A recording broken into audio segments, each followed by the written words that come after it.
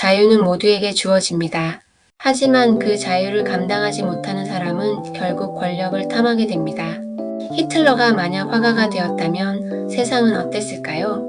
그는 젊은 시절 그림을 그렸고 예술가가 되길 원했습니다. 하지만 재능을 인정받지 못하고 반복된 낙방을 겪으며 창조의 문은 그에게 닫혔습니다. 그 문 뒤에서 그의 에너지는 더 이상 아름다움을 표현하려는 힘이 아니라 세상을 통제하려는 권력에 대한 갈망으로 바뀌었습니다. 왜 그는 계속 그림을 그리지 못했을까요? 그림을 그린다는 건 세상이 나를 몰라줘도 나는 나일 수 있다는 깊은 자기 수용이 필요하기 때문입니다. 히틀러는 그 수용을 하지 못했습니다. 그는 본질적으로 예술가가 아닌 권력자의 의식 구조를 가지고 있었죠.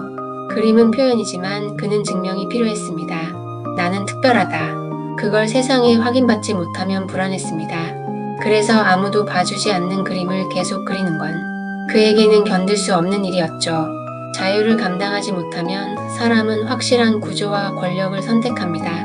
누구나 내면에 창조의 흐름이 있지만 그 흐름이 좌절되면 왜곡되어 타인을 조종하거나 자기 존재를 강박적으로 증명하려는 파괴성으로 변합니다. 창조되지 못한 자유는 불안이며 그 불안을 잠재우기 위한 대체물이 바로 권력인 것입니다.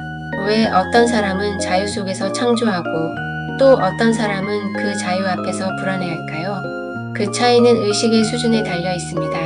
의식이 낮으면 자유는 무겁고 혼란스러운 짐입니다. 책임이고 선택이며 자신과 끝없이 마주해야 하는 고요한 공간이기 때문입니다. 그래서 의식이 준비되지 않은 사람은 자유 앞에서 혼란을 느끼고 외부의 질서와 통제, 권력에 매달리게 됩니다. 반면 의식이 깨어난 사람은 자유를 창조의 장으로 사용합니다. 삶을 설계하고 감정을 정제하며 세상과의 관계를 자기 방식으로 구성하는 놀이터로 만듭니다.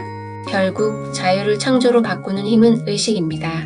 의식이 깨어 있을 때 사람은 통제 대신 창조를 택하고 파괴 대신 표현을 선택합니다. 우리는 지금 그 선택의 순간에 서 있습니다. 내 안에 억눌린 에너지를 권력으로 풀 것인가? 아니면 자유를 감당하며 고유한 창조로 나아갈 것인가? 당신은 어떤 선택을 하시겠습니까?